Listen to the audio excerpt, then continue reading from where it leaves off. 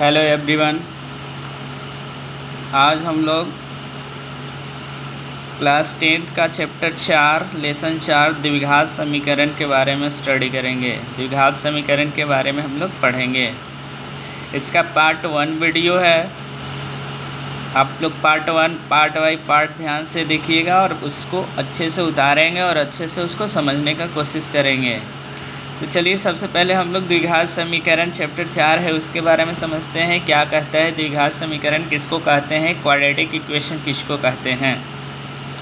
तो इसका देखिए परिभाषा लिखा हुआ है, साफ साफ लिखा हुआ है कि वैसा समीकरण जिसका घात 2 हो, अर्थात यदि कोई समीकरण ax² plus bx plus c बराबर 0, ax² plus bx plus c बराबर 0 जहाँ a 0 के बराबर नहीं हो और a b c कोई वास्तविक संख्या हो तो यह समीकरण द्विघात समीकरण कहलाता है। ध्यान देने वाली बात है, बोलता है कि अगर कोई भी समीकरण इस टाइप से लिखा हो, ax² plus bx plus c बराबर 0 के रूप में लिखा हो, यहाँ पर a 0 नहीं होना चाहिए, ई वाला जो पार्ट है ये 0 नहीं होना चाहिए, बाकी कुछ भी 0 हो जाए चलेगा, b 0 हो जाए चलेगा, c 0 हो जाए चलेगा, लेकिन a 0 नहीं होना चाहिए। तब ऐसा जो भी समीकरण लिखा होगा उसको हम लोग द्विघात समीकरण कहते हैं। ठीक है। और a b c, ये जो a b c ये कोई संख्या होगा, वास्तविक संख्या होगा ना, इस टाइप के समीकरण को हम लोग क्या कहते हैं, द्विघात समीकरण कहते हैं।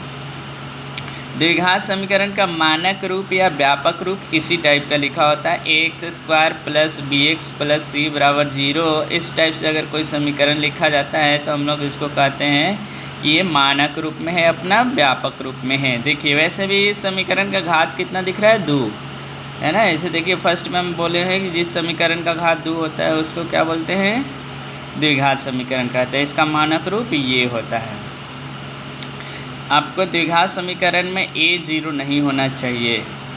a होता क्या है, a x² का गुणांक होता है, x² में के साथ में जो गुना होता है उसको a बोलते हैं, b किसको बोलते हैं, x का गुणांक को b बोलते हैं, c किसको बोलते हैं, अचर पद। यहाँ जो ये जो है ये अचर पद है, ये b को x का गुणांक बोलते हैं और a को x² का गुणांक बोलते हैं। थोड़ा सा नोट ध्यान दीजिएगा, ax² plus bx plus c अगर इतना लिखा हो तब हम लोग इसको द्विघात बहुपद कहते हैं। याद करिए बहुपद चैप्टर, दूसरा चैप्टर हम लोग पढ़े थे, वो भी सेम ऐसा ही था। जिस बहुपद का घात 2 हो उसको हम लोग द्विघात बहुपद कहते थे, याद है।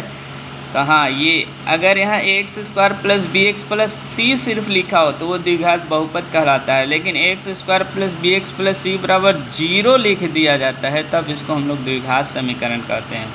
द्विघात बहुपद और द्विघात समीकरण में अंतर समझ में आ गया। अगर बराबर 0 नहीं हो तो द्विघात बहुपद कहेंगे और बराबर में 0 हो तो द्विघात समीकरण कहेंगे। ये जो द्विघात समीकरण होता है, वास्तविक जीवन में भी बहुत सी ऐसी समस्या है जो द्विघात समीकरण में परिवर्तित होते हैं। बहुत सारे ऐसे समस्या मिलेंगे जो द्विघात समीकरण के रूप में लिखा जाता है। द्विघात समीकरण का उदाहरण 3x² प्लस 5x माइनस 6 बराबर 0, जहाँ a जो है वो 3 है और b है 5 है और c कितना है, -6 है। 2x² प्लस 8 बराबर 0, a 2 है, b 0 है और c 8 है। x वाला पार्ट नहीं है इसलिए हम लोग इसको बोल रहे हैं कि b 0 के बराबर है। यहाँ देखिए एक और तीसरा एग्जाम्पल, 3/2x² माइनस 5x बराबर 0। a बराबर यहाँ दिख रहा है 3/2, b बराबर -5 और c बराबर 0। यहाँ a 0 नहीं हो सकता है। देखिए तीनों एग्जाम्पल में a 0 के बराबर नहीं है। देखिए b 0 हो गया, c 0 हो गया, वो चलेगा, लेकिन a 0 नहीं होना चाहिए। ऊपर भी हम लोग देखे थे, याद करिए। थोड़ा सा हम लोग पीछे चैप्टर में भी पढ़े थे।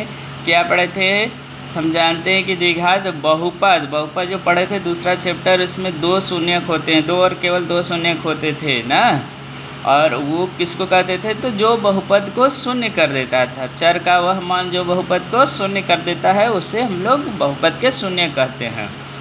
शून्य को वास्तविक और अवास्तविक दोनों हो सकता था, ठीक है। वास्तविक कहने का मतलब कि जो भी संख्या दिया हो परिमेय अपरिमेय उसको वास्तविक बोलते हैं, और अगर रूट में माइनस चला जाता है उसको अवास्तविक कहते हैं, जो कि हम लोग अगले क्लास 10th क्लास में पढ़ेंगे। तो आई होप आप लोगों को समझ में आ गया होगा। इसको अच्छे से समझना है और इसको अच्छे से आपको उतारना है, ठीक है। चलिए इसका दूसरा पार्ट हम लोग देखते हैं अगले वीडियो में। Thank you.